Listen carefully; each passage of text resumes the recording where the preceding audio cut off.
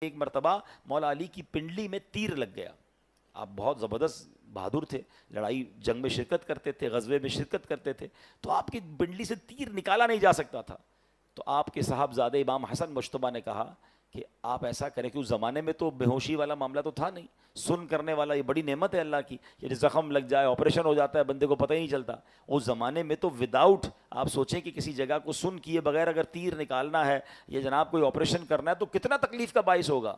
تو آپ کے صاحبزادے نواسہ رسول امام حسن مجتبیٰ رضی اللہ تعالیٰ عنہ فرماتے ہیں کہ ایسا کریں کہ جب نماز پڑھ رہے ہو نا مولا علی, تو یہ اللہ کی یاد میں بالکل محو ہو جاتے ہیں, آپ کا جسم نرم ہو جائے گا. اللہ کی یاد میں جب ہوتے ہیں نا آپ کا جسم نرم و ملائم ہو جائے گا, وہ اس وقت تیر نکال لیا جائے.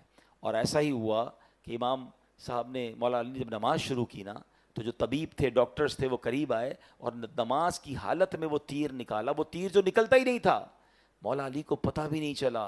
آپ نے پوری نماز ادا کی, ایسی اللہ کی یاد میں گم ہو کر نماز پڑھتے تھے. جب نماز پڑھ کے فارغ ہوئے تو لوگوں نے کہا کہ حضور اب اپنی نماز دہرا لیجئے, آپ کی پنڈلی سے خون نکل رہا ہے. آپ نے حیرانی سے کہا یہ کب ہوا, مجھے تو پتہ ہی نہیں چلا کہ تم نے نماز کے دوران وہ تیر بھی نکال لیا ہے. اللہ والے ایسے نماز پڑھتے تھے. آج ہماری نمازوں کا عالم کیا, ہم نماز پڑھیں تو ہمیں تو یہ پتہ ہی نہیں ہوتا. کبھی ٹیسٹ کیا کریں اپنا, امام صاحب سلام پھیرے نا, شاید آج ہو سکتا ہے میں کہہ رہا ہوں تو اب یاد کر لیں گے, ورنہ جب بھی نماز سے فارغ ہوں اپنے آپ سے ایک سوال کریں کہ آج امام صاحب نے نماز میں پڑھا سورت کون سی پڑھی تھی, تو سلام پھیرتے ہی یاد نہیں ہوتا. بات کی تو بات کی بات ہے. یہ ہمارا حال ہے, ہمارا دماغ کہیں اور ہوتا ہے. اللہ مولا علی شیر خدا کے صدقے ہمیں توجہ کے ساتھ خشوع و خضوع کے ساتھ نماز پڑھنے کی توفیق عطا فرمائے.